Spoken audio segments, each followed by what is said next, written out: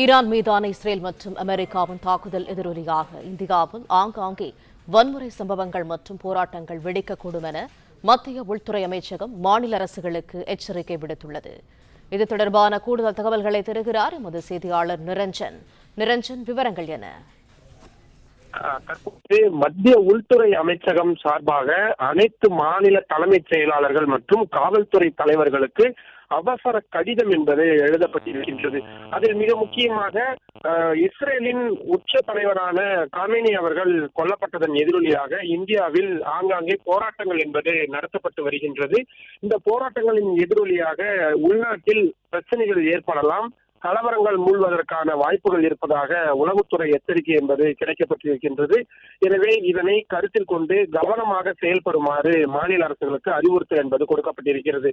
அது மட்டும் இல்லாமல் இந்த சூழ்நிலையை பயன்படுத்தி கொண்டு பிரிவினைவாதத்தை பேசக்கூடிய நபர்கள் மீது கடுமையான நடவடிக்கை எடுக்க வேண்டும் என்றும் அறிவுறுத்தல் என்பது கொடுக்கப்பட்டிருக்கிறது.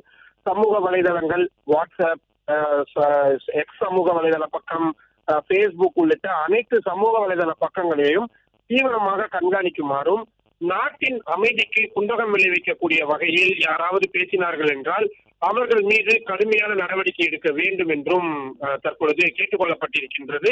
மிக முக்கியமான விஷயங்களாக இந்த அனைத்து விஷயங்களும் குறிப்பிடப்பட்டிருக்கக்கூடிய சூழலில் எக்காரணத்தை கொண்டும் உள்நாட்டு பாதுகாப்பில் எந்த விதமான சமரசத்தையும் செய்யக்கூடாது, உச்சபட்ச கவனத்துடன் இருங்கள் என்று கேட்டுக் கொள்ளப்பட்டிருக்கின்றது. இந்த நேரத்திற்கான மிக முக்கியமான ஒரு எச்சரிக்கையாக கொடுக்கப்பட்டிருக்கிறது.